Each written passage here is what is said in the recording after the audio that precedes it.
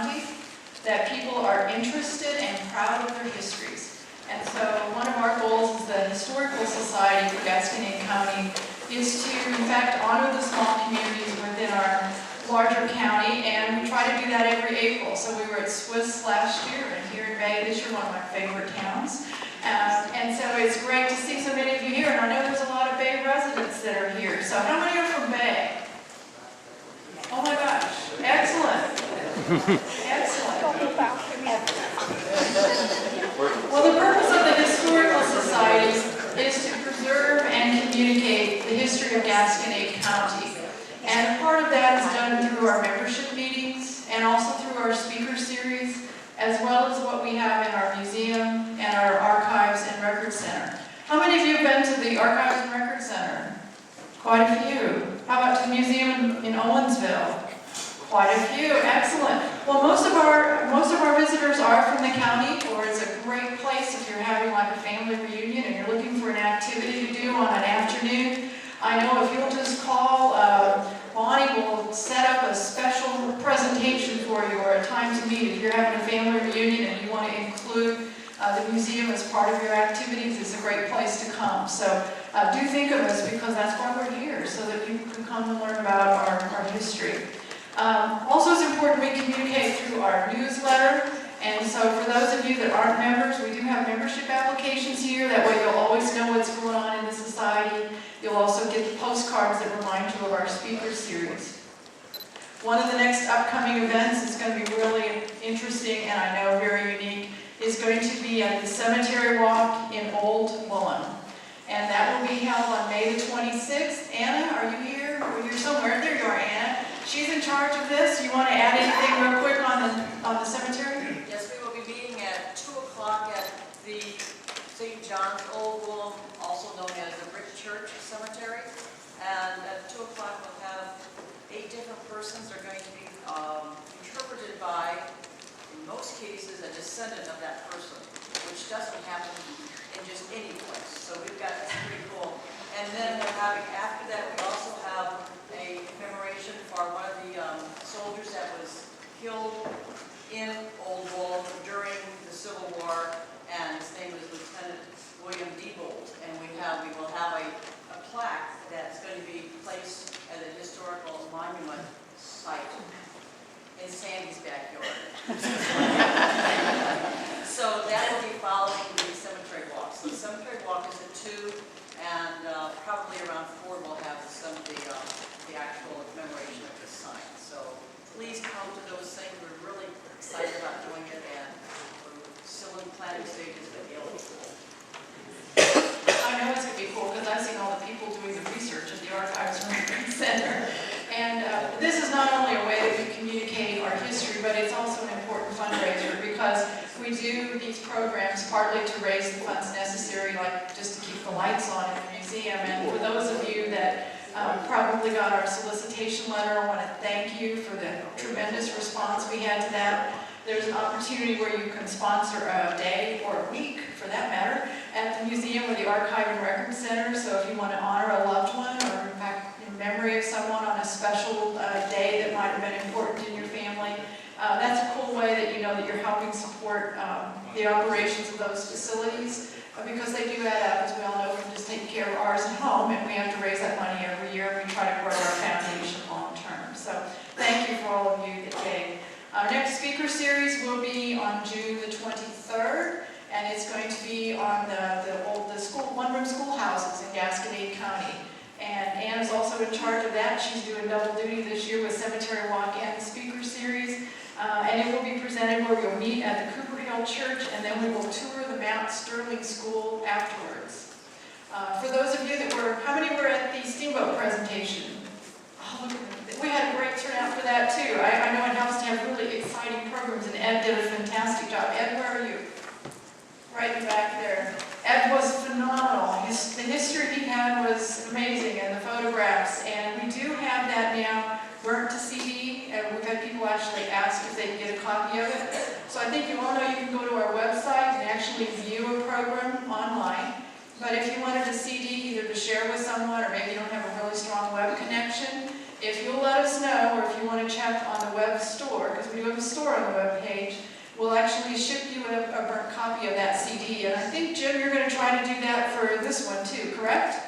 Yes. Jim's up in the top. He's our webmaster and videographer and extraordinaire on all topics that relate to the web. And so if you're interested in that, please check that out. I think they're $15 a copy to recoup our costs of producing them and to mail them to you. So look forward to you participating in that. I also want to thank, speaking of the web, our sponsors for our web page. This helps us expand our reach beyond the county because we do have a lot of people that live outside our county borders and aren't able to participate as you are today. It also helps us improve the website. And today we have longtime sponsors like Farmers Merchants, Adam Gupta Winery, Legends Bank, and R.R. Donnelly. But to that list, we want to thank and add Herman Lumber, Strassner Furniture in Herman, All Service Insurance in Herman, the Herman Area District Hospital, Schneider Auction in Herman, Tri-County Trucking, Frame Valley, Herman Wurst House, the White Mule Bed and Breakfast, Custom Pump, Reliable Plumbing, and Bruni Electric. I think it's a tremendous expression of support that we have so many corporate sponsors for our webpage. And I want to encourage everyone to shop locally because it's part of our community. And we keep these businesses because we shop locally. And I think that's an important part of what we're all about. So thank you to those sponsors. That'll help us keep that webpage current and enriched. Is Harlan, where are you? Do you want to give a brief treasurer's report or a little update on our finances? Harlan Tapmeyer, our treasurer, who we would not know what to do without. I wouldn't know what to do without you either. It's a mutual admiration society. I don't know if I need the microphone. Okay. Thank you all for coming. 138 folks paid for lunch today, so that's not bad.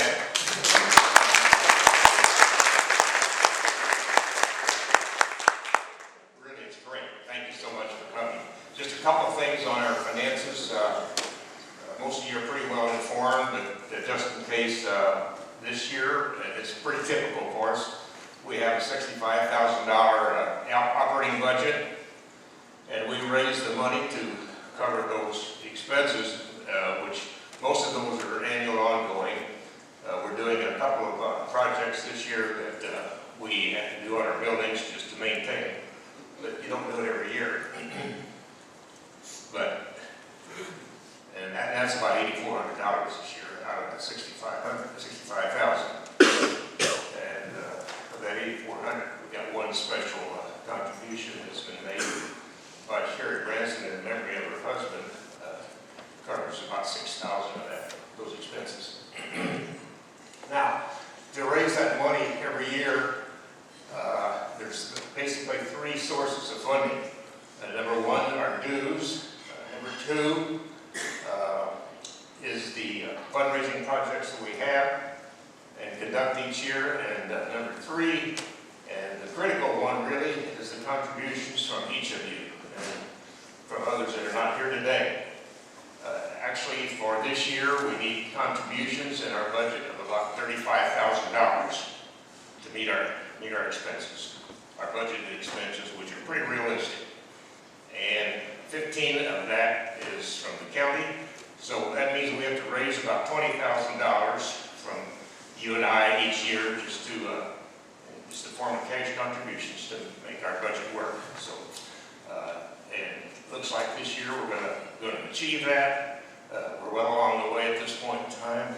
So I just want to thank you for that support. And that's a quick synopsis of where we are. Thanks again for your support.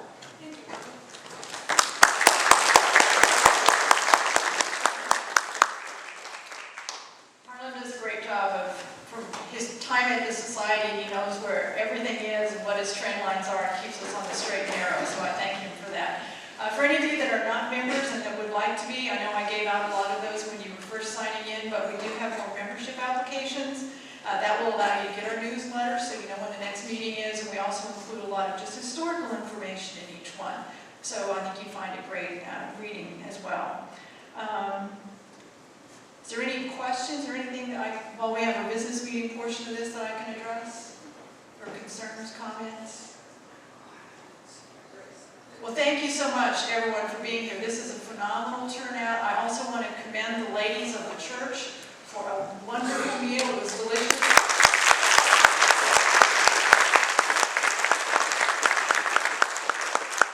And I shouldn't say just ladies, ladies and gentlemen, okay? Because I saw both. And also the fact that they were able to manage this crowd. There were people down there making sure plates were cleaned up. I appreciate everybody's help here, ensuring that everybody had a chance to eat and enjoy the meal. So, with no further ado, I want to get started with our program. Yeah, sure. I didn't mean to. You have so much on your plate, I didn't even want to presume you had one ready for us. I'll let you. No, Sandy is our secretary. I'm sorry. Oh, no, that's okay. It's not that exciting, really. Madison County Historical Society quarterly meeting, February 10, 2013, courthouse in Herman. The first quarterly meeting of 2013 was called to order by President Cindy Brown at 2 p.m. She welcomed the membership and visitors and then presented Anna Rodmacher a certificate of recognition in appreciation of her dedication and service as retiring president of the GCHS. John Willing and Dwayne Caldwell also received certificates in recognition of their service on the board of directors. Cindy recognized our webmaster Jim Wyman and our newsletter editor Dan Slay and our web sponsors, and encouraged members and visitors to thank and support these businesses and to shop local. Minutes were read and approved. The financial report was given by Arlen Tapmeyer. Cindy introduced Eric Miller, who presented a program on vintage radios. Eric had been featured in the Rural Missouri publication 1 year earlier. His family's business had been located in Chicago in the 1930s until his father moved this radio repair business to Drake in the 1950s, where many audience members remembered it being. Eric has a mechanical engineering degree and taught at Lynn Technical College for many years. He then began the program by pointing out the oldest commercially sold radio for home use from the 1920s. All of the components were out in plain view, and this model ran on batteries. It had a large horn speaker. Eric explained how this model needed to be grounded. The 1930s model was the Philco Cathedral style. The vintage Zenith was a tombstone style. There was a 1948 Emerson, a clock radio designed for kitchen use, and a vintage model influenced by the design of a car dashboard. Eric also explained how analog sound from a vacuum tube is a natural sound to the ear, while digital sound is not. Eric answered a number of questions from audience members and then invited anyone who wished to come up for a closer look at the radios displayed. We expressed our thanks with a round of enthusiastic applause. Refreshments were served. And then there are dates to remember, which I think Cindy has already gone over. Adjournment at 3:25 p.m. Respectfully submitted, Sandy Nolan, Secretary. Don't go too far. And now I would like to introduce one of our most enthusiastic and talented board members, who has a long-time career as an educator and continues that career passion even in everything she's doing for the Historical Society, because you're on Junk in the Trunk and on programs and Summer Institute and so many different things. And Sandy, I know, was enthused to be involved with the Bay Project, and so I know you've done a tremendous job. And there's so, did everybody get a chance to go upstairs and look around at all the exhibits up there? Yeah, well, if you haven't, please go upstairs afterwards. So, Sandy, I'm going to turn the program over to you. Thank you all for coming. We so very much appreciate it. First of all, thank you all so much for coming. We're overwhelmed, but in a good way. So thank all of you very much. We also thank Zion St. Paul's Church for letting us use their beautiful, beautiful church building, which I think is absolutely gorgeous. My name is Sandy. I am not an authority on the history of Bay. Actually, most of you out there right now probably know a whole lot more about Bay than I ever will. I only saw Bay for the first time 10 years ago and thought, what a beautiful little place this is. So when we talked about having a program, I said, well, I would do an About Bay because I think that is such a pretty place. So anyway, I know most of you know more about this. So at any time during the slideshow, if you see something up here that you want to add something to, or you want to correct, or you want to ask about, just shout it out.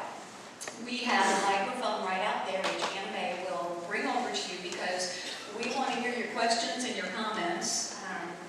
So also, if at any time during the program you can't hear me, or if I'm talking too fast, or anything, just yell out, and I'll slow down or whatever.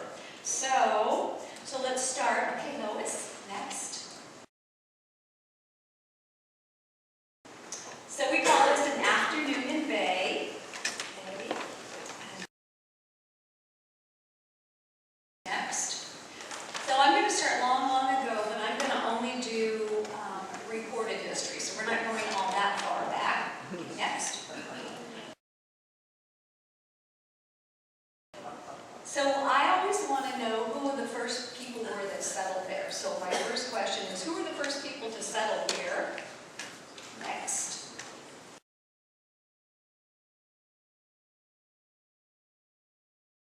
Okay, according to William Foley in the Genesis of Missouri, Bourgmont and the other early French explorers encountered two Indian tribes residing within Missouri's present limits, the Missouri and the Osage.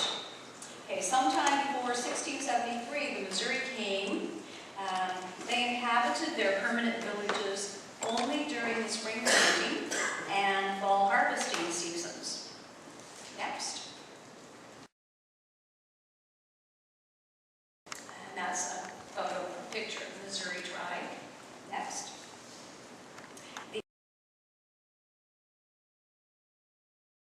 The Osage had migrated from east of the Mississippi at an unknown date.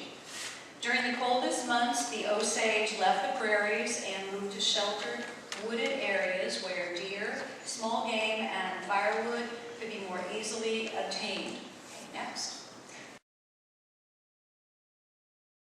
This is a picture of the Osage. Lewis and Clark, if you've ever read their journals, they remarked a couple times on what an attractive people the Osage were, and they were also known to be quite a bit taller than the other tribes, evidently. Next.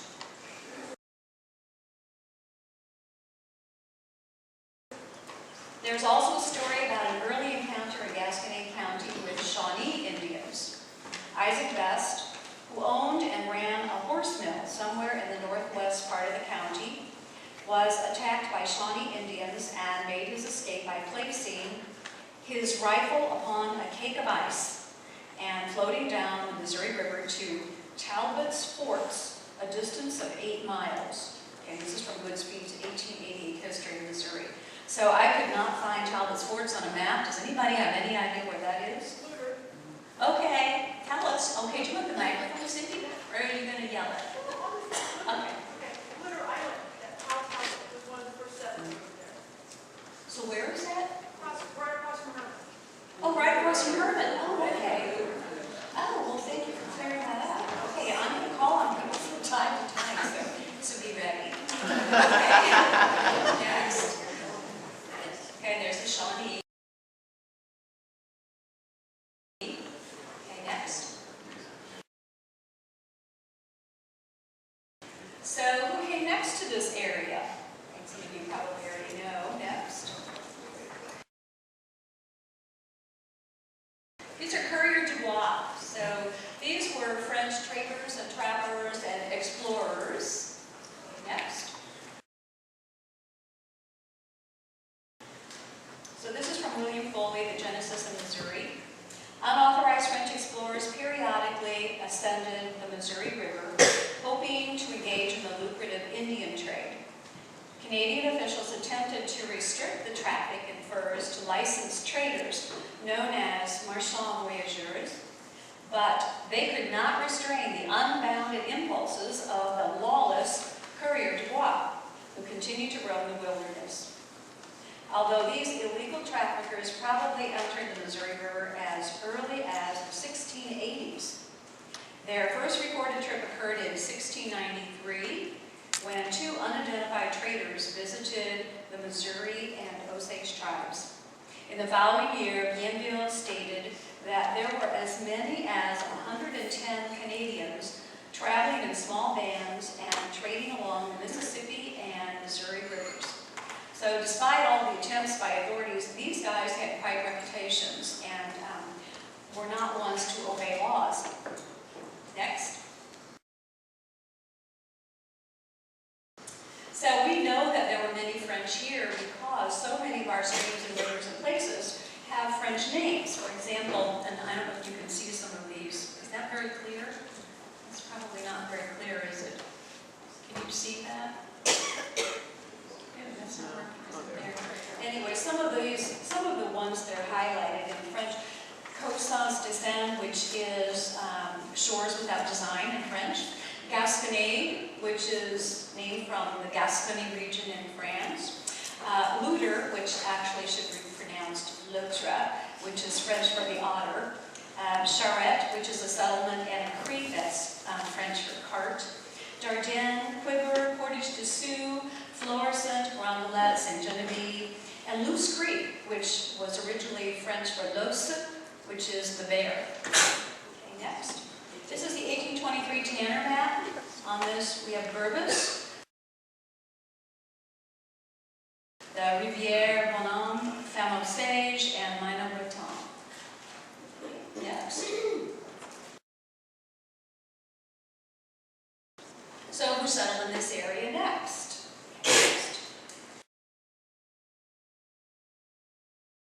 By 1804, when the United States formally took control of Upper Louisiana, more than 3/5 of its 10,000 inhabitants were Americans. So who were these people? Next.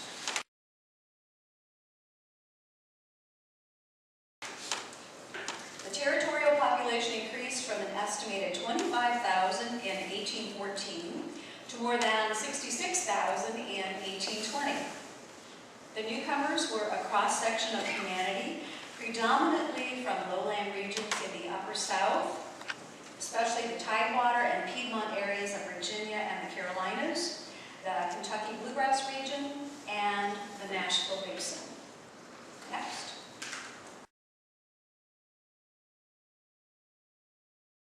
Unconcerned with the need to establish complete titles to their land, most settlers had given little thought to the problem.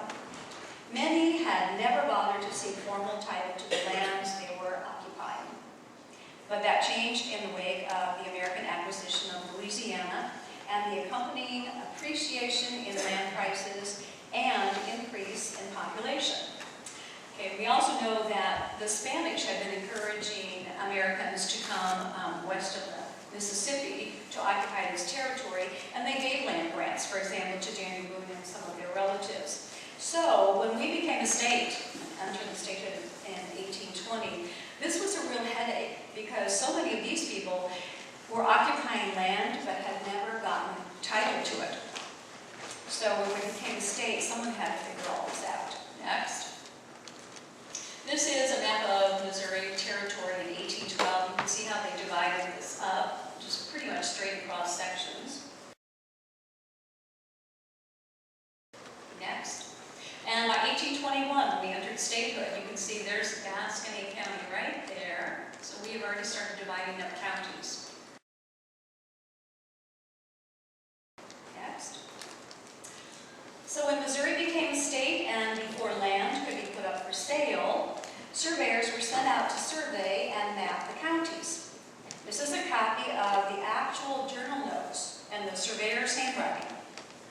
He notes the chain markings, soil quality, vegetation, topography, paths, roads, and any man-made improvement, including cultivated fields, cabins, and other structures. Here he marks the location of a house and a field belonging to a man named Rogers. Of course, you can't see that. That one, yeah. You can't see this, and actually, this is not such a horrible copy. These are on record at the Archives Building in Jefferson City. They're on microfilm, so you have access to them if you want to look at them. However, they're horribly hard to read. They pretty much look like this. It's hard to decipher exactly what they say. Next. Okay, and then on this page, the surveyor comes across a field belonging to a man named Smith. He also comes across a road and a path. So we don't know anything about these guys other than they have names and a cabin, and that's really just about it. Next. So a man named Jim Harlan from the University of Missouri Geography Department took a look at all of these survey notes and calculated all of this and put together a map of Gasconade County. This is just a section of it. The whole map was in there in the display area if you saw it. So what he did is, every time he came across a path or a road, he marked it. You can see some of these. This one, we believe, was probably part of the Moses Austin Trail that went from Minot in southern Missouri over to Boonville to the Salt Licks. And of course, they used the iron and the saltpeter for gunpowder. Okay, and then every time they came across a cabin of somebody, they marked it. And then, I don't know if you can see it, but there's a cabin way off up there by himself. And I asked Jim Harlan, I said, why is he way up there all by himself? And Jim said a lot of these people who came from Tennessee and Kentucky and other places didn't want to be found. They came here because they wanted to get away, and they didn't want anybody to find them. Next. So, do we know who these very early settlers were? Next.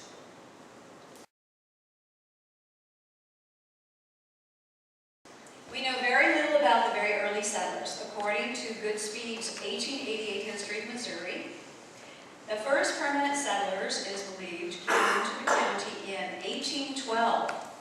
And among them were Henry Reed on the Bourbus, James Rourke, 3 miles southeast of Herman, and Isaac Perkins, William West, N. Riggins, and a few others who made their living principally by hunting and trading with the Indians. Some of the others were George Packett, Philip Boulware, and the Pryors, Pointers, and Shockleys, John G. Heath, James Keegans, the Ridnours, the Strains, James Kreider, the Melhans, and a Mr. Wallace. And you probably recognize some of those names still. Next. Unfortunately, most of the early settlers will remain unknown to us. Next. So what evidence do we have of these very early settlers? What did they leave behind? Next. In contrast with the vertical placement of timbers favored by their French neighbors, the Americans laid the logs one on the other horizontally. Sometimes they joined 2 separate cabins with a connecting roof and created a 2-room structure known as a dog trot building or dwelling. And there's still evidence of these buildings around today to really look. Next.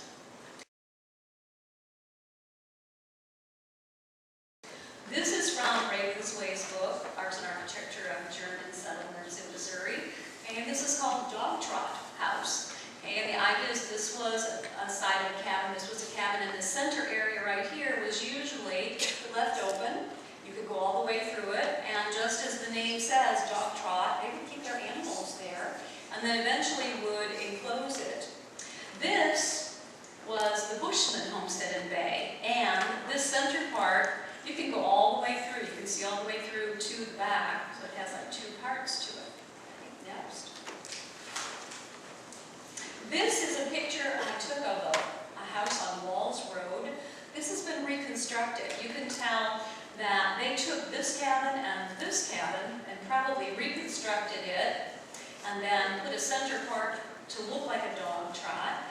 You can tell the stonework has all been done, newly done. A really pretty road, a pretty house on Walls Road.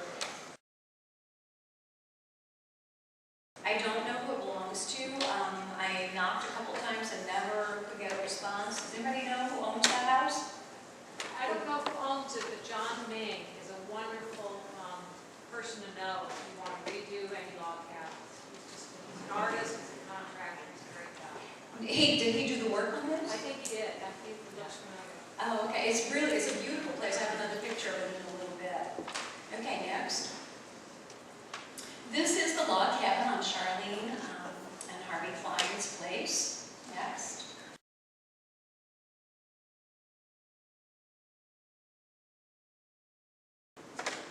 So who came next to this area? Next.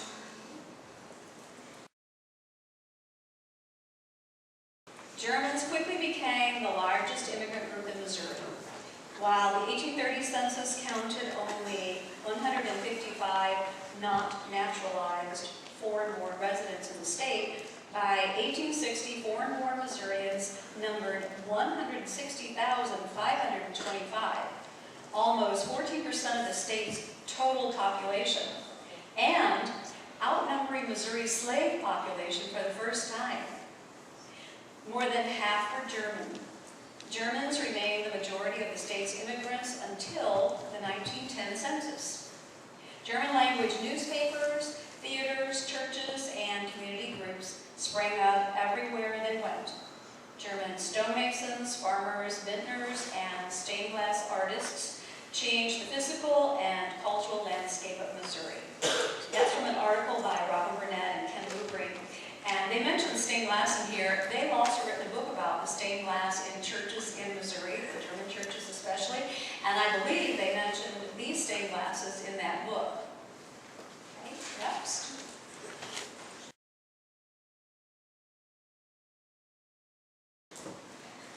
So Germans began immigrating here in the early 1830s. The arrival of Prussian lawyer Gottfried Duden in 1824 both heralded and precipitated this influx. Duden spent 3 years living on a farm in Warren County during a period of extremely mild summers and winters. As a result, his book, Report on a Journey in the Western States, published after his return to Germany, was fulsome in its praise of Missouri.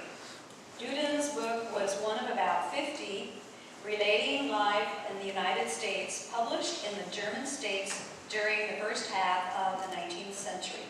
Books that filled the imagination of many Germans. Finally, interest was so great that it became known as emigration fever, and it infected thousands of Germans seeking a better life. Next.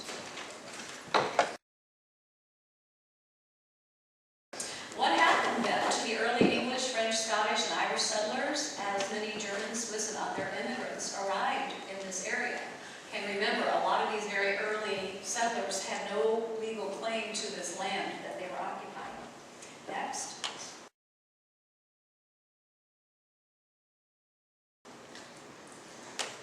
It's likely that many of these very early settlers traded their cabins and buildings for whatever they could get and moved on. Or possibly they just abandoned their land as more and more people arrived. Goodspeed writes in his 1888 History of Missouri, he, and that's Honorable James A. Matthews, his wife and 3 children made the trip, that's from Franklin County, Tennessee, in a one-horse cart, and after reaching this county, the cart was traded for a cabin in which to shelter the family. So we can only assume, I guess, that the guy who got the cart probably loaded it up and moved on elsewhere. Okay, next.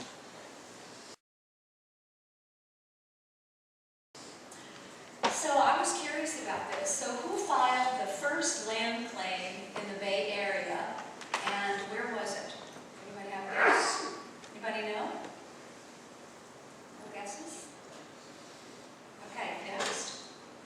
I went to the Bureau of Land Management website, which you all can do. It's, just go online and Google it.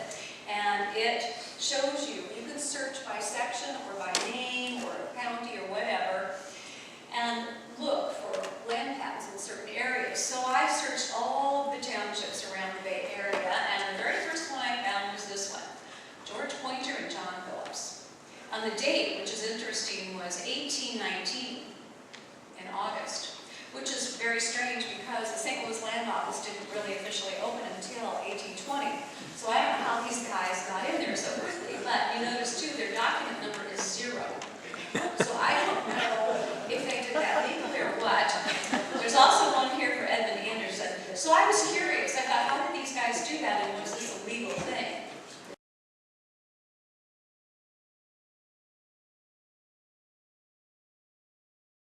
Next. So this is the actual document, and if you go on the Bureau of Land Management website, you can look up your land patent, whoever was there, if you know your section number and your numbers, and you can actually find the document. Okay, so this was in the term of James Monroe. These were two guys, it says, from St. Louis County. Okay, next. So here's the bottom of the document. Usually it's stamped with the president's name and then the commissioner signs it. This one doesn't have that on it. So then I thought, okay, these guys didn't do something right. Next. So the next document, canceled, it says no. And here the authority was the 1820 sale cash entry. However, under general remarks, it says patent record imperfect. Now, some of you are familiar with this book. Some of you may have this. We sell it at the Archives and Museum. This is Gregory Boyd's Family Maps of Gascony County, Missouri. So there are discrepancies between this and the Bureau of Land Management. Because if you actually look at this book, this guy's not in there. And there are a couple reasons why that happens sometimes, why some of these patents are not recorded legally. One of them is that the payment was incomplete. So they had to make a cash down payment, but sometimes they didn't complete the sale. Maybe they didn't have the cash, just couldn't come up with it. Another reason was fraud. Another reason was a dispute over the survey boundaries. So for whatever reasons, even though he appears here in this book, he's not there.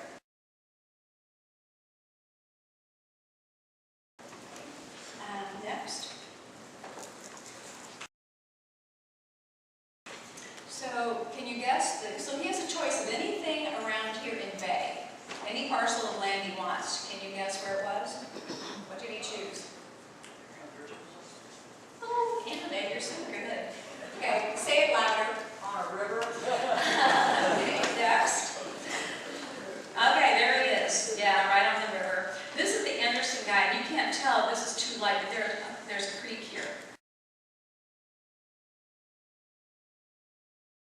Okay, next. So I searched some more. So one of the next ones I found was 1823.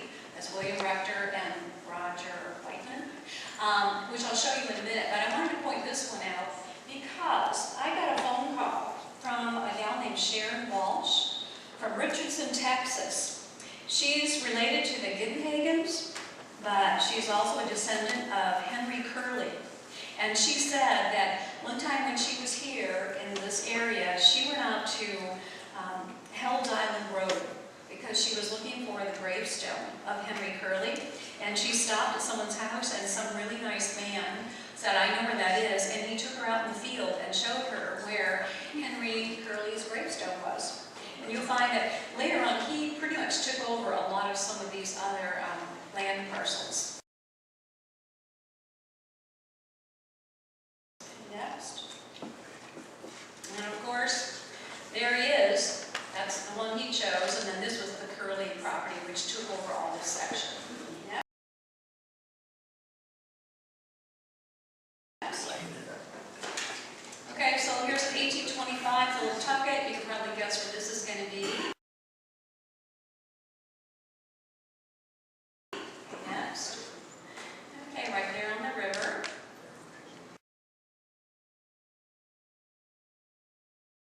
Okay, next. Okay, another one, 1825, Joseph Pointer. Now, they misspell these a lot. They couldn't read their writing, so I'm pretty sure that's Pointer. Next. And there he is, up there by the river. North of Brown Shanty.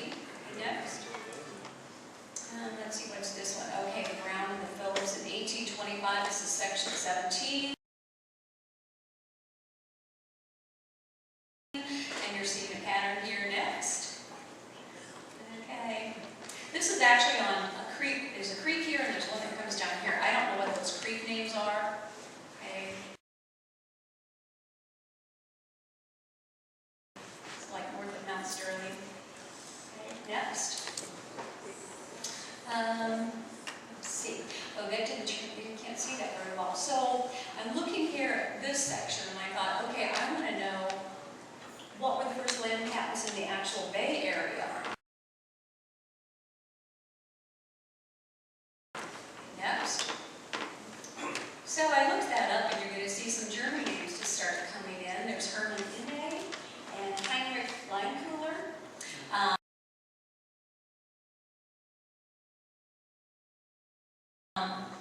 Okay, the Myers, which we'll talk about in a little bit because they have the mercantile, and someone named Robertson.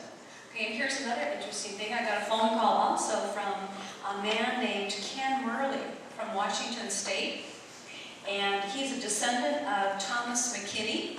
He's been doing a lot of research, and he mentioned that he found out from his research that the mill, or a mill, on Second Creek was originally owned by a man named Robertson. So anyway, he also said he had done some research and found out that McKinney had come from Bledsoe County, Tennessee, which was the same county that a number of others came from, and their names are Cooper, Shockley, Briggs, Brim, Carroll, and Branson. Some names that should be familiar. Next. Okay, so the next, you can't see very well, that and that are highlighted, sections 3 and 1. Next. Okay, I'm not going to read all of these, but I was amazed at how many of these families are still here in Bay Area and the surrounding areas. So I'm going to read through these very quickly, but you'll be amazed at how many of these names are still around. Schneller, Inne, Myers, Leinkuhler. Okay.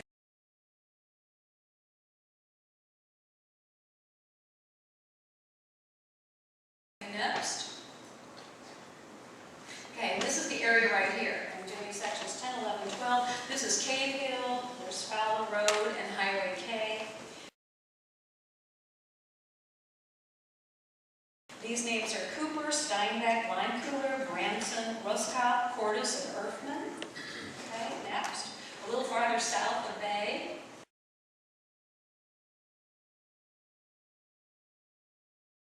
Okay, next one. Okay, so now we're going to do this along Highway 50. The names are Cooper, Owens, Nieberge, Brinkman, Shaperketter. Next. Okay, now we're going north of Bay. Okay, and this time I'm highlighting this area here, sections 34, 35, and 36. You know, in there you can see Highway K, Highway W, and part of Little Bay. Okay.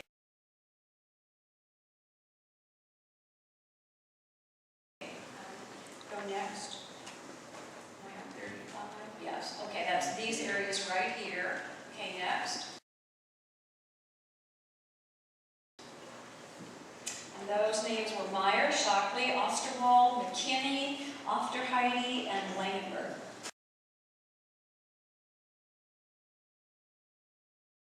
Okay, next. Okay, so now on section 27, 26, and 25, around Whiteman School Road, Walls Road, and Brown Shanty Road. Next. Those names are Bushman, Neuberger, Rudemeyer, Karlmeyer, Miller, Shockley, Ameling, Branson, Ofterheide, Schulte, and Weideman.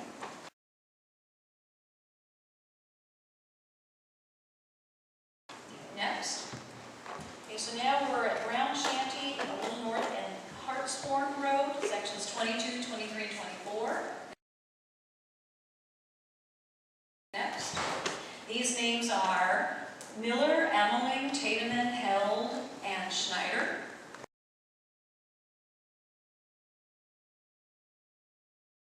Next.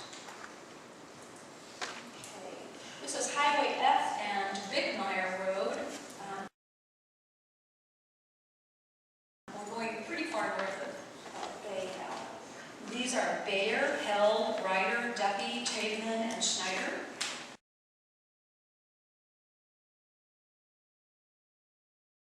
Next. Now we're going to move east of Bay next. Okay. So Little Bay Road, can you see it right there in St. Paul Cemetery Road? Okay. And we're north of Highway 50. In these sections right there, 6, 5, and 4, the names are Langenberg, Waldecker, Schulte, Miller, Dorman, and Buchholz.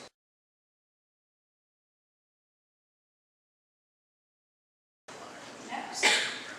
Okay. Sections 7, 8, and 9 were Maury Road, Roscoff Road, and Highway 50. Next. And the names are Erfman, Roscoff, Brinkman, Miller, Schulte, Ritterbusch, and Tapmeyer.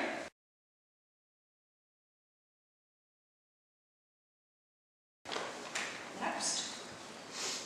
Okay, this is section 18 and 17 right here. That's Highway 50. Okay, the roads there next. These are Brinkman and Roscoff Road, and the names are Brinkman, Roscoff, Nazy, Miller, Schroeder, and Bray.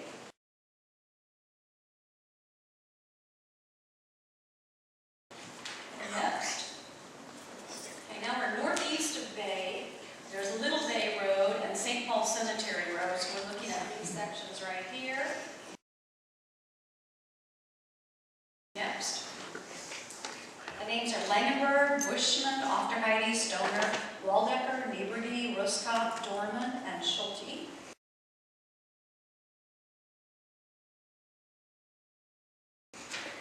Next, a little farther north, we're looking at 30, 29, and 28.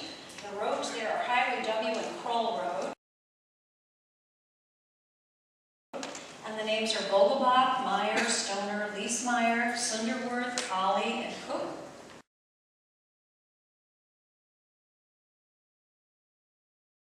Next. Okay, this is north and east of Bay along Highway W. I can see W. The names are Tademan, Meyer, Schneider, Cook, Linneman, Colley, and April.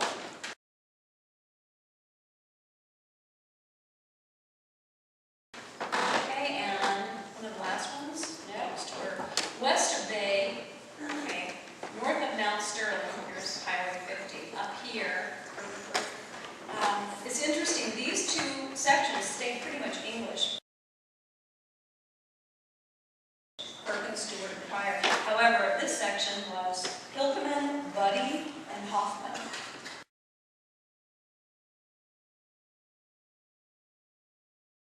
Okay, and finally, the last one below that, next. Okay, Mount Sterling Cemetery is here. This is north of Highway 50 and north of Mount Sterling on Highway B.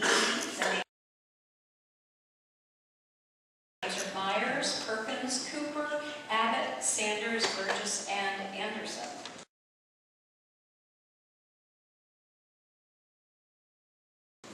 Okay, so many of those names really are still around here. Okay, next. Now we're going to zoom in on Bay, finally. Okay, there's the river. I don't know if you can see it very well. Okay, Highway 50, Highway 19, okay, Fowler Road, and W are going up that way. Okay, next. A little bit closer, you can still see part of the river. Here's W, here's 50. Next. Okay, we're getting closer here. Fowler Road, right there. Now you can see Second Creek. Okay, next. Getting a little closer, you're starting to see Bay, which is right here. Next. Okay. And next. And finally, you can see there's the Mercantile, there's the barn, there's the mill, and here we are right here. There's the church buildings right there where we are. Next. So when did the village of Bay first appear on the map? Okay, well, I looked and looked. Next.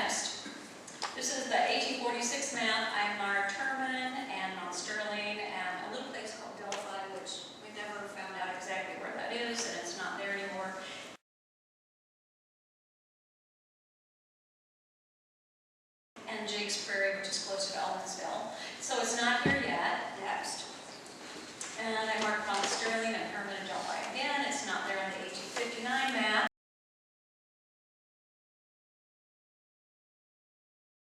Next. And the 1861 map, still not there.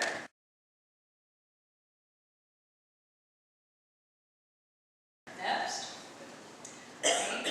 1863 map, still not marked.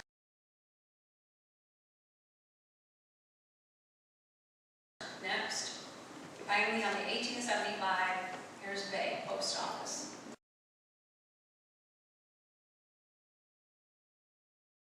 Okay, next.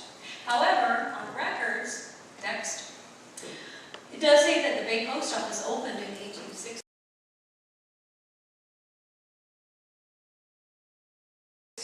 Next, however, the Bay Post Office in the Mercantile has a date of 1874, so I'm not sure why that is. Next. So who first owned the property where Bay Mercantile now stands? Anybody know? Bruce? That's what I was going to call you. I could be paying attention. Okay, next.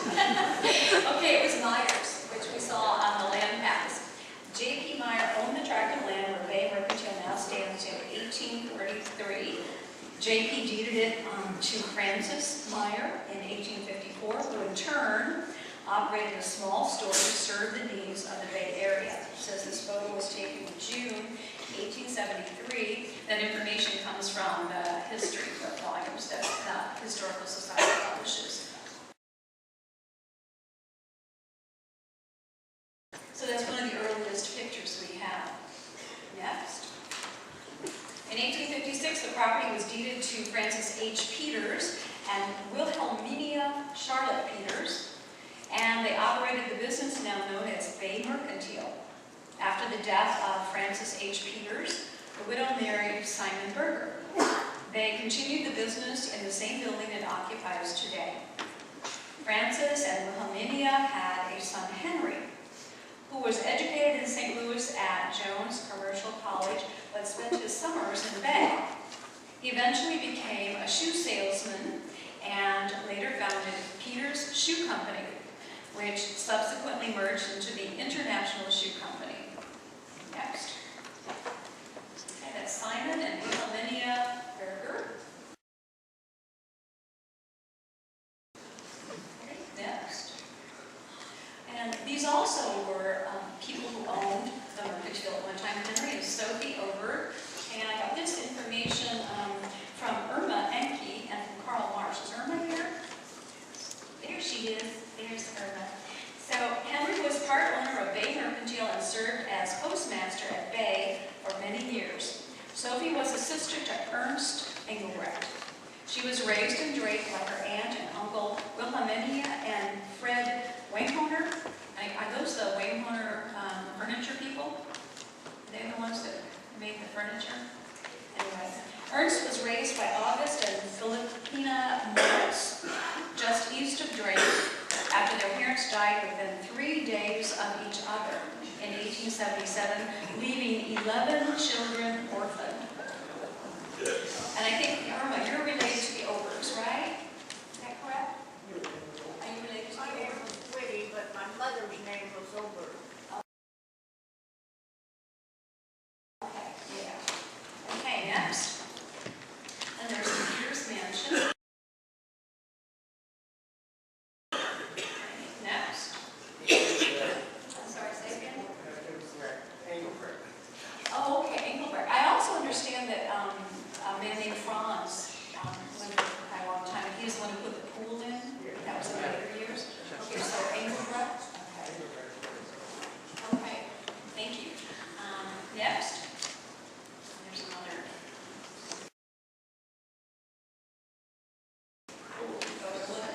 Next. Another view of it. Next. Okay, this is kind of funny. This is how this newspaper man wrote this. Many a man got shot under this counter. Well, actually, nobody's shooting anybody. They had a box of shot under the counter to sell. So he was being funny. Anyway, Karl Marx told me he identified these guys. The boys are John Peters and Paul Weisselman. John was the son of Louis B.E. Peters, a brother of Charlotte Berger. Paul Weisselman married Dora Sutter, who also worked at the store. She was the daughter of Simon Berger's sister, Leonore Sutter. Like I said, everybody in Bay is related to everybody else. Next. Okay, and this is 125 years of business.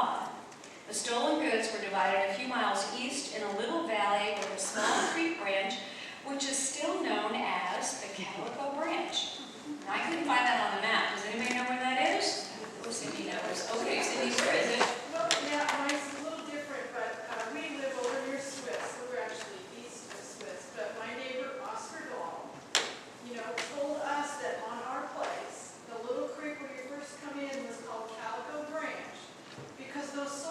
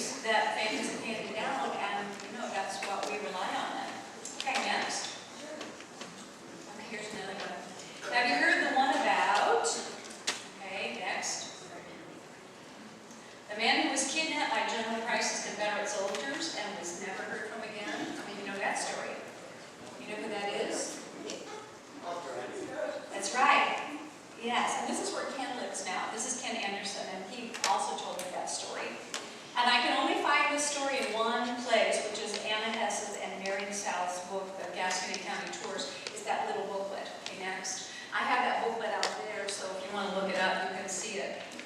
According to Anna Hess and Marion South in Gascony County Tours, when General Price came along the Old State Road south of here on his way to Jefferson City, after Heidi, trying to protect his horses, was captured and taken along. No one ever heard from him again. Which Dr. Heidi was that? I think Ferdinand was his name. His wife is buried at Pilgrim's Rest at Bethel Church. Oh, really? His widow was, yeah, that's where she's buried. Oh, okay, so he never did come back, for sure. Really? Okay. Next.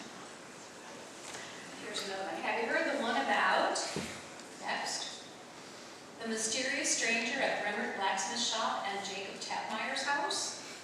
So we know this story. Nobody? Okay, next. A mysterious, well-dressed stranger rode up late one night to the Remmert Blacksmith Shop near Second Creek, south of Old State Road. He asked Jacob Tapmeyer for a place to keep his fine-looking horse and a place for him to sleep. Tapmeyer allowed the stranger to stay the night. Throughout the night, sounds were heard outside the house.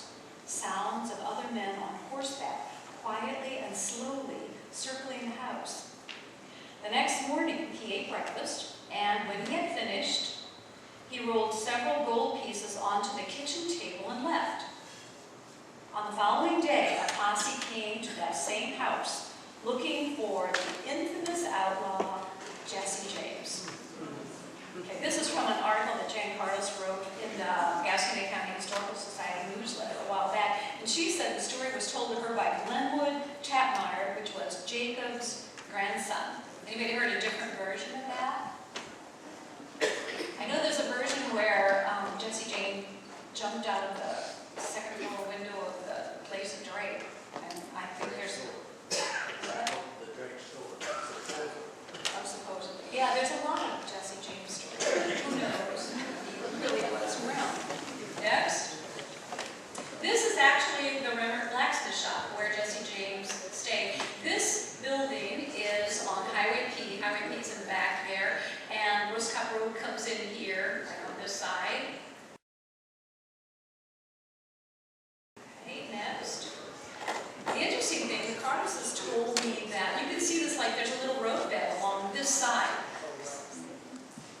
Yeah, say that again. Exactly, and I didn't know that. If you look along here, you can see this old road bed that used to be the way that you went from Highway 50 to Otisville. The Carloses' driveway comes around here and goes this way, and then if you're on Highway P, you can look over and see this road bed. It goes behind that big old gravel thing. And then just past the gravel bed, it crosses Highway P, and then you can see it go off this way, and then if you go farther up, you can see Highway P, or you can see the old road over to the right-hand side. I don't know, where does it cross Second Creek? Do you know? Must go through. Yeah, I mean Third Creek, where does it cross Third Creek? West, Bridge on Okay, does it go behind the Whitty place? Yeah. Yeah. Okay, that's like, that'd be west of the Whitty place? Maybe that old stone house? No, it's south of that. Okay, okay. You follow the creek all the way down, almost to the Bridge place, and then went across the concrete slab. Oh, okay, okay. All right, next. So what kinds of businesses were in Bay? Next. According to the Missouri State Gazetteer and Business Directory of 1881, there were in Bay 2 wagon makers, 2 general stores, a tinsmith, a carpenter, a midwife, 2 doctors, 2 blacksmiths, a grist and sawmill, another sawmill whose boiler blew up in December of 1887, killing the owner, his 12-year-old son, and a hired hand, and a constable, a justice of the peace, and a shoemaker. And I understand from Colonel Marsh and a couple others, they had said they'd read that the 2 stores were kind of in competition and have a rivalry, the Little Bay store and the Mercantile. The Little Bay store, I think at the time, was owned by Stoner and Langenberg, and they were rivals with Berger.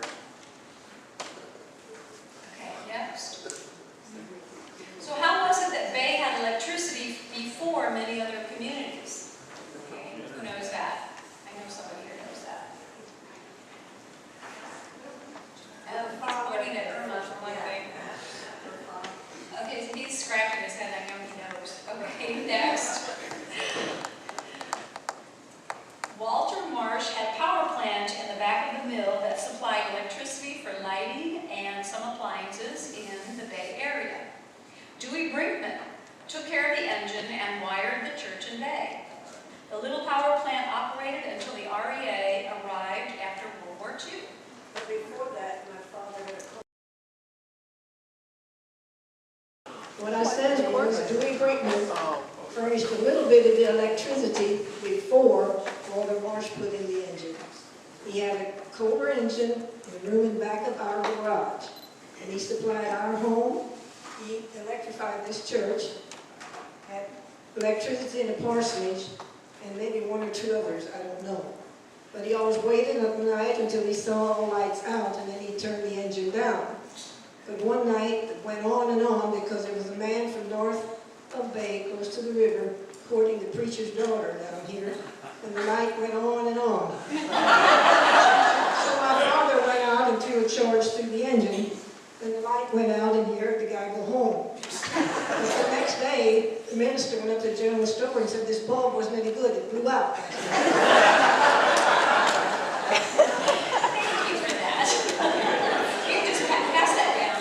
I'm going to be able to take it back.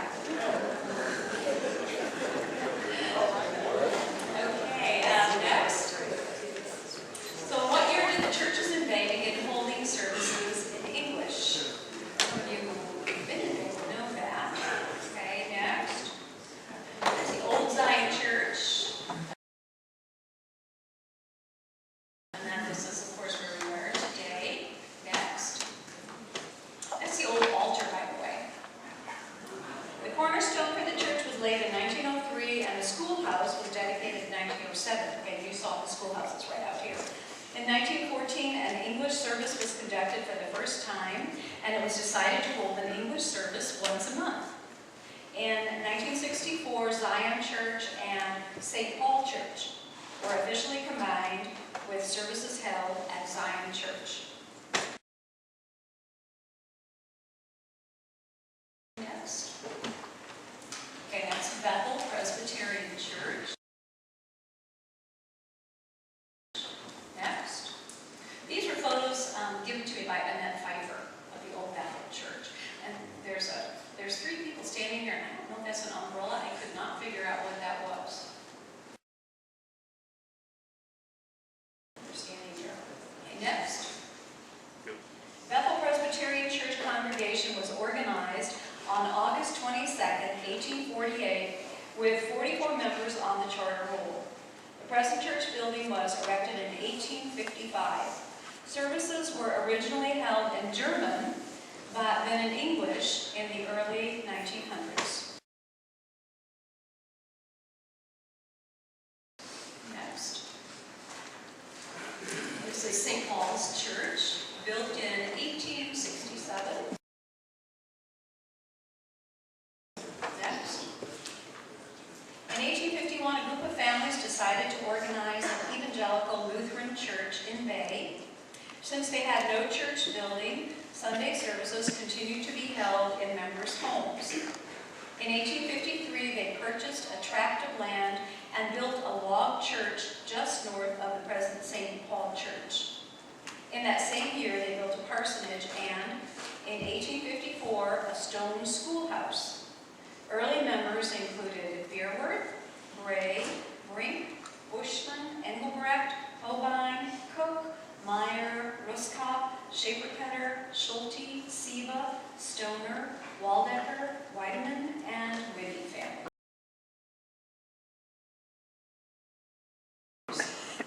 Next.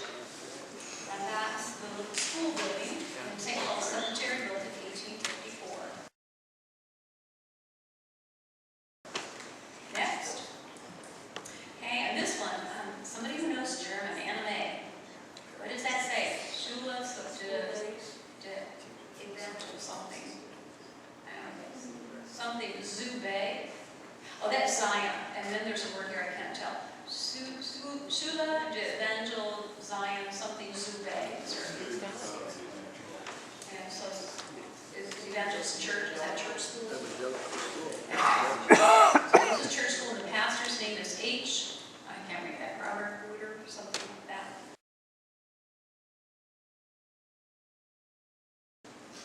Yes? It's the school of the Amy Gelisha, not here today. It's just the school of the evangelical church. Okay. And that's the one, this is the building here we figured out, didn't we? When we made that picture, because of the way the bricks are. Okay, next. Zion Church School.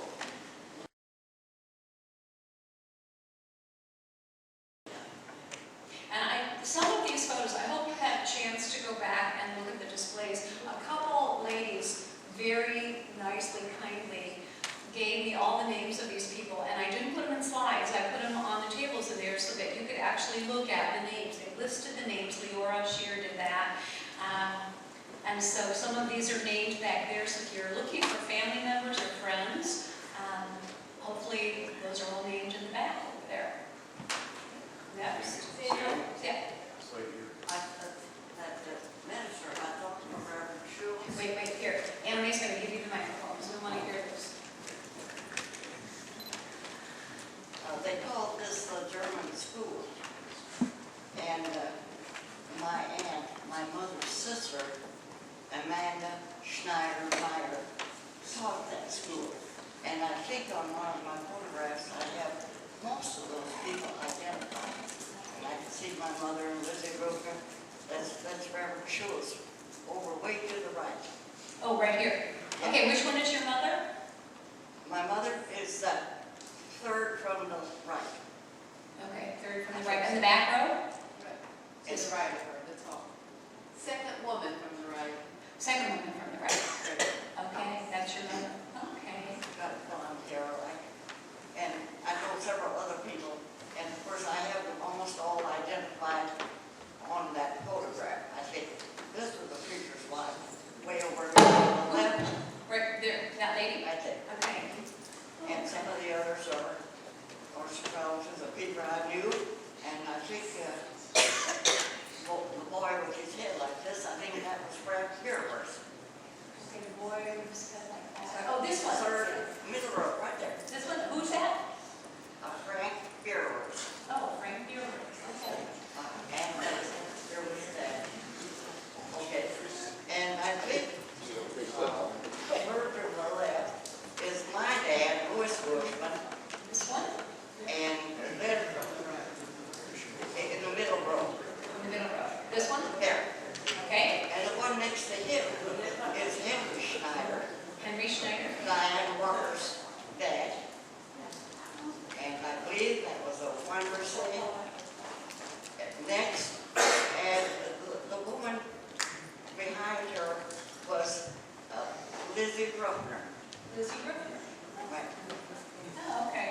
Related to Scott. And there may be some others, but Okay. Oh, okay. If you want to see more of this, go to the displays in the back, because Leora named a lot of these people in photos. So thank you for doing that. Thank you. You can pass it back to you, May. I have a picture of one of the ministers here from the teens, I guess, who apparently was sweet on Lizzie Brookner, who had been an officer in the Prussian cavalry. And my grandmother said that the neighbors could hear this guy sort of moaning in the evenings, calling out the name of Lizzie, little Lizzie. That's so romantic. She never married.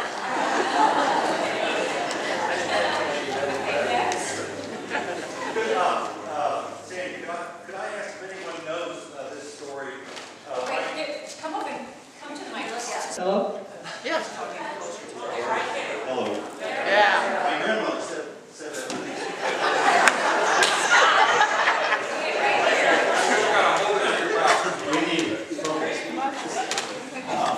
My grandmother said that when the congregation split from St. Paul's Church, and the idea was that the people on this side of Second Creek would have a church they could get to in high water. Others speculate that Simon Berger, who was the big wheel in town, who donated the timber for this church construction and so on, wanted to have his own church so he had some influence over. But at any rate, she said that one of the families refused to come to this church. It was on this side of the creek, and I'm wondering if anyone remembers who it was. I believe it was Mrs. Whitty, the elderly Mrs. Whitty, but I'm not sure. Was it? So when she, my grandmother said when she would come down the hill here in her horse and buggy, she would look over here, and you saw the earlier photo of the church covered with the metal siding, and she would look over here and say, "Ah, Blessed Kirka," which means tin church.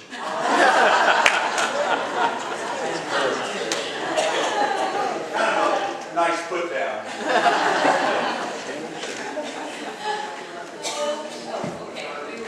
Okay, what happened at the Bay Bank on September 18th, 1931? Oh, I bet you know what happened.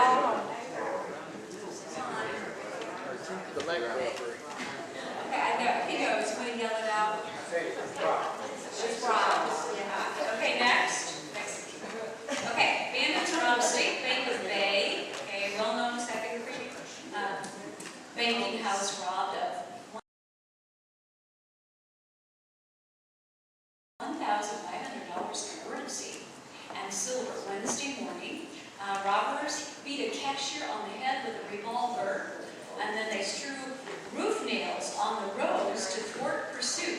And was it Irma who told me the story? Was it your relative who chased them for a while? It was my father. Oh, okay, there you go, okay. Give her the microphone, it's your relative. Somebody chased them for a while. They kept some of their vehicles in the garage next to the bank. And so my father, Dewey Brinkman, got in one of those vehicles and chased the bank robbers. And he followed, they took some tacks out, he never did get a flat tire. He followed them up the Brinkman Road, and then he lost them. And then a day or two later, they found the car in the woods there, where they had turned off, and he went on by, I guess.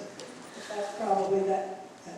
And they never caught the And it guys. was Walter Marsh who got hit over the head in the bank at that time. Okay, thank you. Yeah, you can see it was robbed again in 1970s. They tried to work safely. Okay, next. Thank you, Roberta, for that. Why are so many of the houses, barns, and schools here made of rock? Now, let's go to the next one, obviously. This, I stole this slide from Dan, so Dan, if you're here, thank you. I'm not going to go into all this because I don't know any of this stuff really, but I'm just going to show you sandstone and dolostone. Okay, next. It shows the layers here of these kinds of stone. Next. Okay, so dolostone is gray-brown. Next. And sandstone can be white to red. Next. And so you see these like all over. Next, that's a problem. Okay, foundation, next. Okay, that didn't show very well. Next. Okay, this is Byron Engelbrecht's house. Next. And this is Charlene and Harvey Klein's house. And now that we're in these stone buildings, we're going to go along with these. So next. This is another view of Charlene and Harvey's house. Next. And this is the information that Charlene found. You want to read this, Charlene? The original land grant was issued to Frederick Bushman on July the 1st, 1848. In 1853, it was sold to Henry Amon. Henry was married to Dorothea née Bushman. They first built a one-room log cabin on the land. In 1860, they built a stone addition. Their youngest child married Fritz Siebel. Soon after the marriage, they bought the Avon farm. In 1884, 1885, a four-room stone addition was built, and the original log cabin was raised. In 1906, the farm was sold to Fritz's son, John Siebel. In 1935, John retired from farming and rented the land to his stepson, Edwin Klein.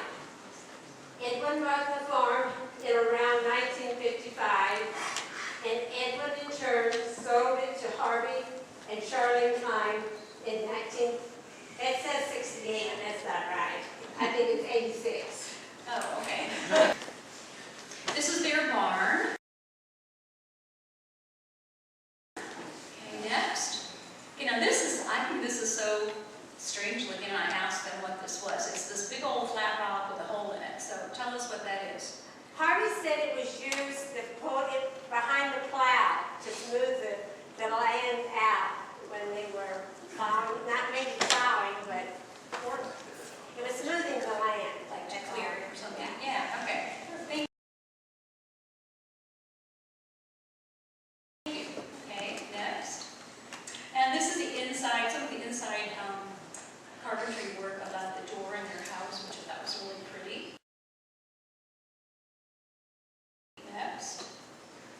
This is the Doug and Irma Schenk house. Is Irma here? Where'd she go? Oh, are you back there? Okay, and we think this was built by a Meyer, right? We do, yeah, Miller. Miller, Miller, okay, built by Miller, and what was the date? 58. Okay, 1858. Right. Okay. That's Okay. what it says on the top. This is the house, the way it looked, and I guess that's Mr. Miller, huh? Okay, next. This is how it looked when you bought it, right? Yeah.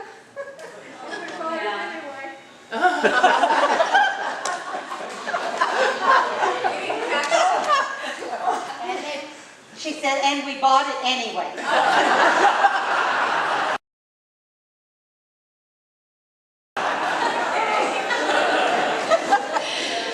Okay, next. This is the back of their house. Okay, next. Okay, and this was what? We talked about this. Was this a summer kitchen? We think, we were visited by, can you hear me okay? We were visited by a fellow a couple years ago, and he said he used to summer at the house. I don't remember what his name was. He said that was the original dwelling. And it wasn't the Millers. It was someone occupied that land, built that building, and then it turned over to the Millers, where the barn and the house and all those things were built. That's the story he told. He was old enough, he probably lived through it. Okay, next, and this is the inside of it. You can see they used the fireplace. We asked if it was a summer kitchen, because you can tell. It had been used. Okay, next. This is their barn. Okay, and I've heard a couple stories about these things. Somebody told me those are used to shoot through, but then someone said, no, they're not. That's for ventilation. Is that right? Yeah, I'm thinking, who are these guys shooting all the time? Okay, next. And their barn from another view.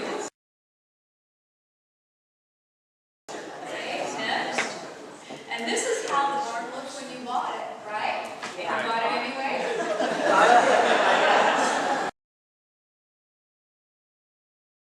Okay, next. And you can see they're working on it next. Shows like that it had stone masons who put that together. Was that with the original stone? The stone was reclaimed from a foundation of another building that fell down some time ago. Okay. Okay. Next. Okay, look at that, the improvement, the roof they're putting on. Next. And their stone wall, they have like a whole lot of stone walls there. Next. And tell us about the bell. You probably need, can you? It was on the top of the house when we bought it. Yeah, the bell, I don't know if we have the original picture, but the bell was on the top of the house in a cupola. And when we bought the house, we re-roofed it and took the bell down. The bell's been sitting back behind the barn until last year. Last summer. And I got it out, and I said, it was all black and painted, and I started scraping it off, and it turns out that it's bronze. And it has an 1883, I think it is, foundry mark from a foundry in Cincinnati, Ohio. Wow, man, that's very cool. And that little building in the back, next photo. That's a granary. Granary? Oh, okay, I wondered what that was. It looked like it had been moved or something. Okay, next. Okay, this is the Byron Engelbrook house. Next, on the other side of it. Out there on, I think is that a Brown Cheney Road, I think? Next. This is the stone barn that's out there on Walls Road, I think. Next, and this is the picture again of that one I showed you before. Someone has taken like the two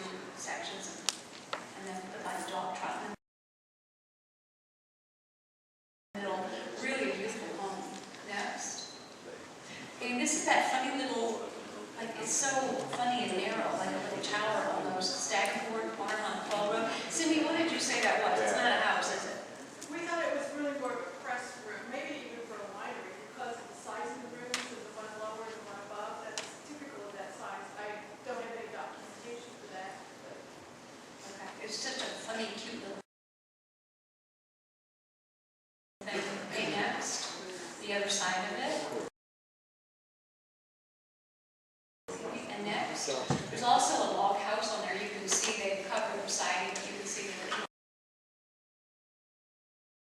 the logs. Next. Another view of that. And next, they have a big stone barn.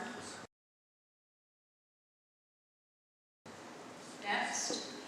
Hey, this is the parsonage for the St. Paul Church. This is Mike and Jeanette Sage's house. Next. This is the parsonage for Bethel Presbyterian Church. Next.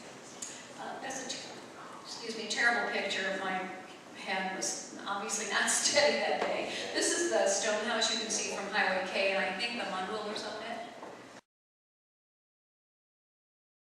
I don't know anything about that house. The Durham place. German. It's the what place? Durham. Durham.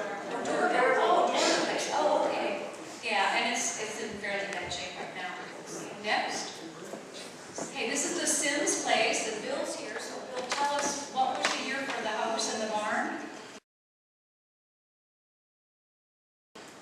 1876. 1876. Beautiful home. Okay, next. Oh, you can hardly see this. I took this from the road. I did not have permission to go take that picture, so I took it from the road. It's the one on Highway W. That you can kind of see through the trees. I know they had an auction there a while back because I went to the auction. Does anybody know whose that is? Where's it at? Is that the Goki place? Oh, yeah, that's, No. it's Not Pat Bierman farm now. Okay. All right, next. It used to be, who knows who used to have that in place there by Watts Hill? Was it Tryman or who knows? Anybody know whose place that was? That's what I'm saying. Tryman, right? Yeah. So Tryman,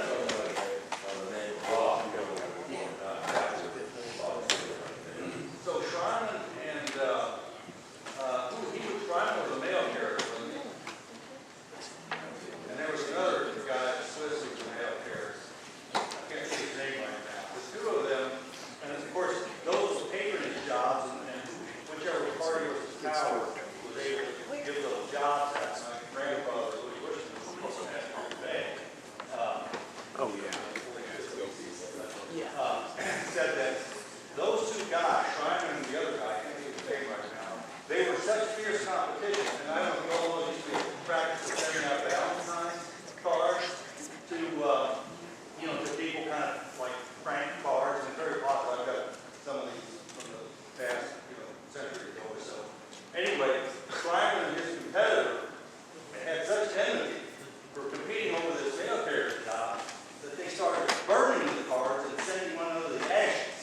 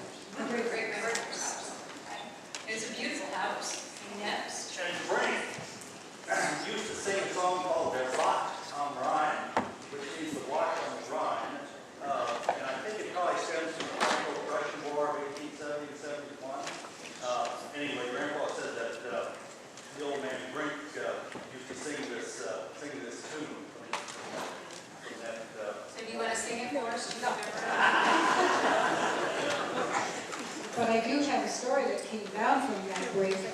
Apparently, when some of these Civil War soldiers were coming through, they were trying to get conscript and then in the area. And I guess the nieces and our anyway, some grandfather back there didn't want to go, so he took off running into the woods, and they shot at him, and he fell down and acted dead, and they left. That's the story that came Smart. Okay, this is another house on Highway W. The man lives in St. Louis, I think, but he's out sometimes. And the man was mowing the lawn, and that's his little girl. She got the picture. Next. This one is being worked on Highway W. I think it'll be beautiful when it's finished. I don't know which that is.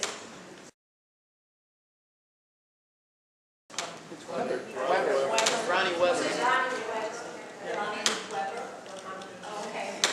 Okay, next. I think it was a Cole, is that right? Everybody know that? Cole. All right, this is Ken Anderson, so Ken, get the microphone. Can we come over and get the microphone and tell us about this? It's the microphone.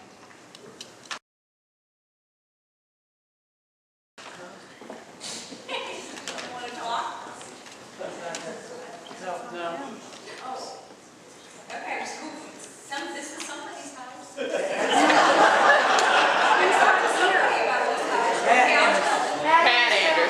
Pat Anderson. Right. Okay, because I know this part was the original part owned by Ofterheide, and when that man Ofterheide was supposedly kidnapped, this was the part he lived in, and then this was added. Okay, and if you look at the next photo, there's a date. Okay, it says VH 1878. That's Bernard Wyman. Is what here? Bernard Wyman. Bernard, say that last name again. Hoyman. H-E-U-M-A-N-N. Oh, okay, so he built the stone part. Oh, okay. Thank you. All right, next. Okay, this is, I just took a picture of that house because I thought it was cute. It was on Highway W by the creek. I think next. We used to live there. Who used to live there? We lived there. Oh, okay, that's your house. Was your house.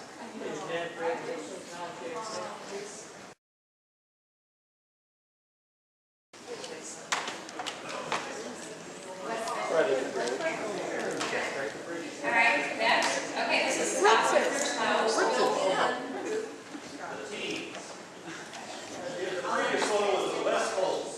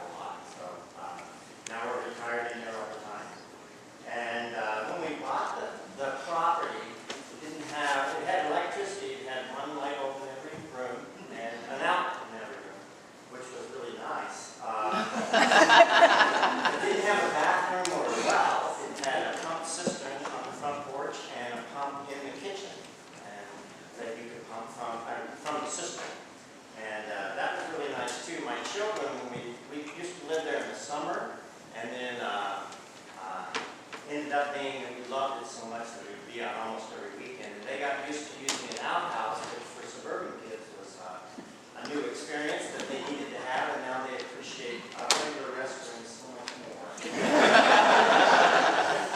The little building on the left was the summer kitchen. It's actually 2 rooms, and they used to cook there in the summertime because it's too warm. It looked like to us, we had the great joy of being friends with Milton Leesmeyer. We can see his place from the top of our hill over across Highway 50, and he had lots and lots of stories. But he said that the people who had lived there last were the 2 sisters, Amanda and Laura. Is that right? You guys know this one. And Amanda and Laura lived there, and Amanda was the wife of Frank Raymer. Is that right? And he was the blacksmith. And we've yet to actually find how the old road ran exactly across that little creek there down to the blacksmith shop. We know it did, we don't know exactly where it crossed. But we put a bathroom in it, which our children really appreciated. And we had a well dog and all of that. That's the house. It's a darling house. We were also really pleased to meet a man, Mr. Winters, that you may know, the undertaker from Owensville. And when he first met us, he said, "Oh yes," he says, "I laid out a couple bodies there in the kitchen on the kitchen table."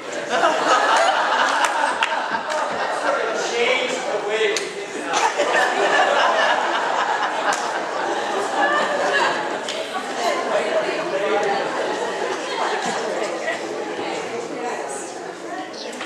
We'll go through these kind of fast. These are just the architectural renderings of the barn.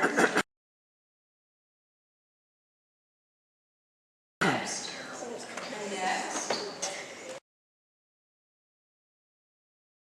And next. And there. This was taken a while back, you can tell. Next. And next. Next. And this is a more recent picture. And, go back one. Okay, what was the original site of the mill in May? Everybody knows that one. Okay, where was it? Yeah, okay, next.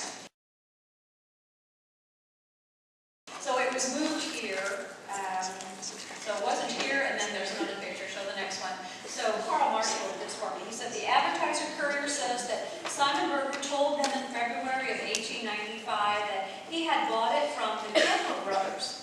The paper goes on to say that in mid-April of that year, a crew had come down from St. Louis to move the building.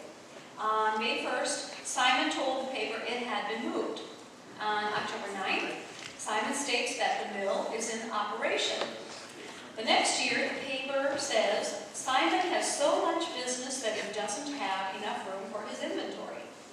And the sign on the front says, now he got a magnifying glass out and said you could tell, it says, Gascony County Model Mills, Simon Berger, proprietor. Okay, next. And of course, this is where it was, like on Second Creek. Next.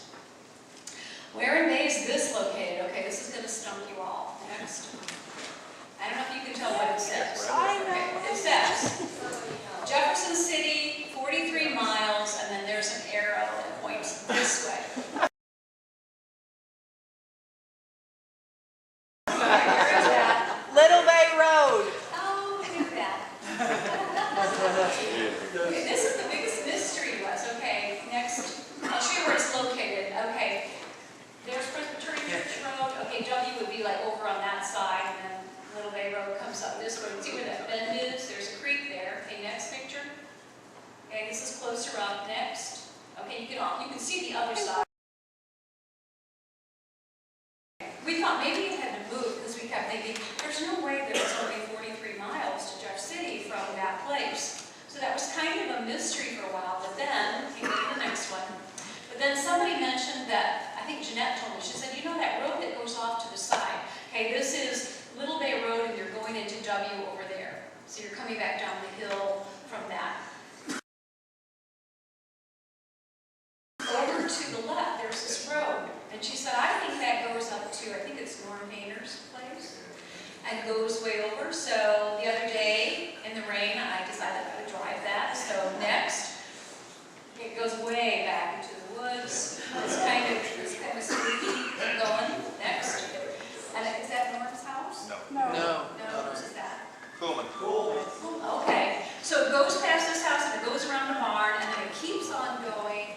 But then I got to a place that said no trespassing, so I thought I better go back. So then I doubled back around on K and looked across the creek because Jeanette had said that road comes down and it's really hard to see, but it comes down the hill and it goes like this and makes a sharp turn. This is the creek and K is like right in front. Okay, next. And then eventually it comes down the hill and goes right into the creek. That would cut off a lot of the miles then towards Jeff City. So I don't know if it could possibly be 43 miles to No, Jeff City. that's not correct. Because that road used to not go through there at all. Part of that road was closed in the last 15 years. So the original road came where it does now, the Bay Road on the, that is the route. And then it went Fowler Road on out. Oh, okay, and then that way. All right. Okay, next. Well, speaking of roads, whose driveway was once part of Highway 50? Okay, next. Okay, this is Highway 50. This is Schulte Creek right here. Okay, Memorial Road comes in over here.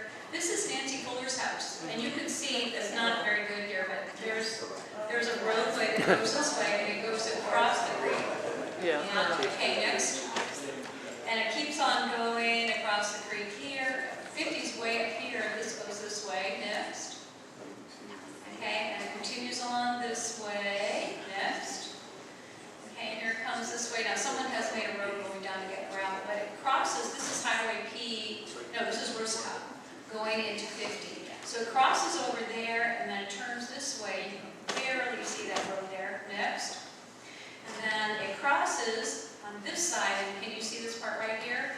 Okay, so it goes this way, next, and it goes right through Joyce Niemuller's place. So there's the house and the barn, and 50, can you see it goes right here? You can still see the roadbed, and Joyce has a picture of when it was Highway 50 right through there. Okay, and then next, this curves around. Okay, goes this way. Okay, next. Okay, a little farther, this is Cordis's place right here in that old blacksmith shop.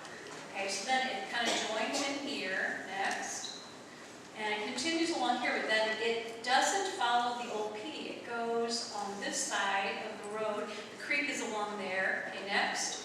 I know this is hard to see. So here's the old road bed, and it goes along there, next. Goes there, and then it goes under, okay, the highway bridge, which is there. It goes under that and continues on the other side. Next. Okay, this is hard to see, but it goes like this. Can you see the turn that it makes? Yeah. Okay, you know what it hooks into? Next. Cave Hill Road. It goes, makes a big bend, and it goes like this, and then Cave Hill Road again. Like It is on 50. Next slide. Next slide. Next slide. Okay, and so it ends up to 50, Highway 50. Okay, next slide. Next slide. So the next time you go south on Highway K, just where K Road comes in on the right-hand side, if you look to the left, this is what you see. You can see the old road bed come around, 50's over here, comes around the bend and comes this way. You can see where that old road used to be. Okay, next. Do you recognize this? Next.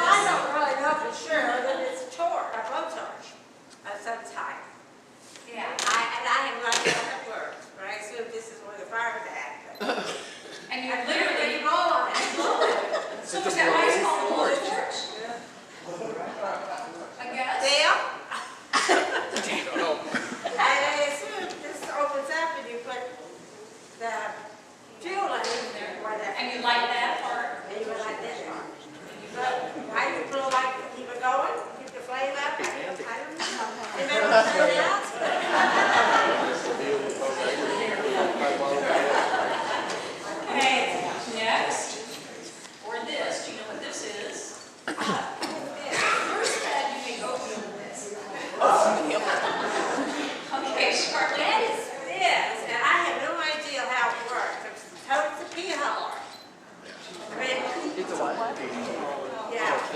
Growing up, I always thought this was people.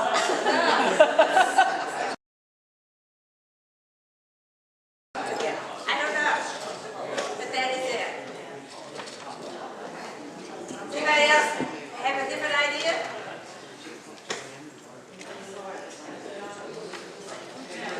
That's why Barbie said it, but he was so. Thank you. Okay, next. Where was You still remember this kind of picture. That's very good. Next. Okay, break them out. It was somebody's grandmother and grandmother, the Burns. Mother and grandmother who operated the switchboard, right? And we did too. The girls there. Somebody said one day when Mrs. Brandon didn't answer the phone early in the morning, somebody on the line said, she must be out in the garden, and the little hello girls aren't up yet. And I know Irma, I think, has a story to tell about this. If I start the story, will you finish it? Okay, when she was younger, she and a friend used to like to talk on the phone, and it was a party line, and I think there were like 5 party lines. So they knew that another lady kept listening in on their telephone conversation, and they didn't like that, so they figured out a way to talk without her listening in. So you want to give that microphone to her, and she'll finish the story. Well, we decided that if we would each ring one time, we know that the other one wanted to talk, and then we'd wait 5 minutes, and we could hear the lady hang up, and then we'd start talking. Did you hear that? She said they would each ring one time, and then they would wait 5 minutes, and then they would call each other, and they would know that the lady didn't get on the line. Okay, next. What was the original 911 emergency number in Bay? 4. This should be really Okay, next. Well, the way I heard it was 4 longs, so I'm going to go with 4 longs. And, okay, speaking of long, I've gone on long enough, so I'm going to close now with some pictures of Bay and then some thank yous. So next. And next. And next. And next. Next. Okay, this was the foot swing bridge across Second Creek around 1900, it says. These photographs are most likely going to or coming from church, bridge over the creek. Okay, and, somebody had something to say? There's someone here that knows the story of how it broke. Oh, it broke? Okay, who knows that? Someone here was Okay, give her the microphone. So how did it break? Oh, it's different. Oh, different story, okay. Anybody else know that story?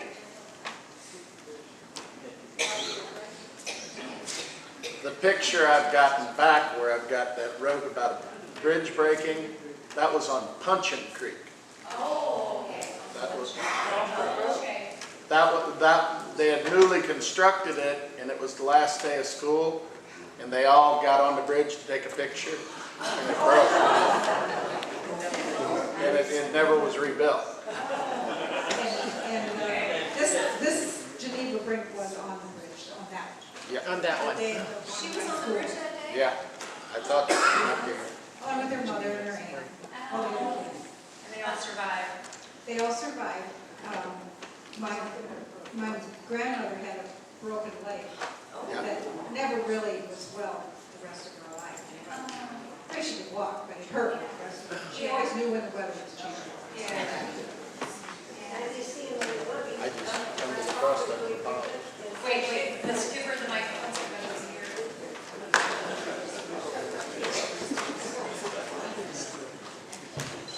My father, Dewey Brinkman, and Fred Chapin from Mount Sterling both decided to get cars. So they ordered them, and they were brought in by rail to Herman. And they went down to pick them up, and they brought them home. And the next day, Fred Chapin called my dad and said, I put it in the shed, and I forgot how to get in reverse to get it back out again. Would you please tell me? Everybody thought they would kill themselves going in this fast cars. You know, how far did they go? 20 miles an hour?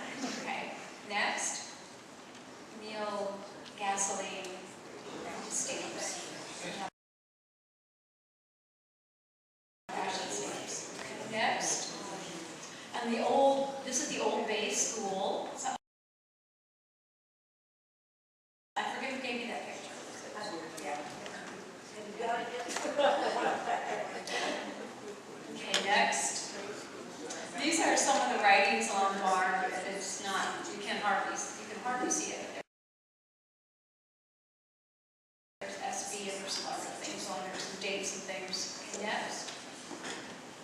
And next. And so I want to thank our sponsors again, our web sponsors, Farmers Merchant, Rennemann's, Herman Area District Hospital, our Donnelly, Free Valley, Strauston Furniture, Legends Bank, next. Tri-County Trucking and Excavating, Rudy Electric, Advocate Winery, White Mule Winery, Custom Pump and Well Drilling, next. All Service Insurance, Reliable Plumbing and Septic System, Coffee Construction, Herman Lumber, next. And a very special thank you to the congregation of Zion St. Paul Church for allowing us to use a beautiful, beautiful church. Next. And I could not have done this without help and photos and stories and all sorts of things from the following people. Carol Waldecker, the late Emil Waldecker, who thankfully never threw anything away. Charlene and Harvey Klein, Irma and Jonah Shank, Leora Shear, Scott Ruffner, Melvin Cook, Irma and Art Enke, Laverne Brinkman, next. Annette Pfeiffer, I don't think I have the top. I think there's Mike and Jeanette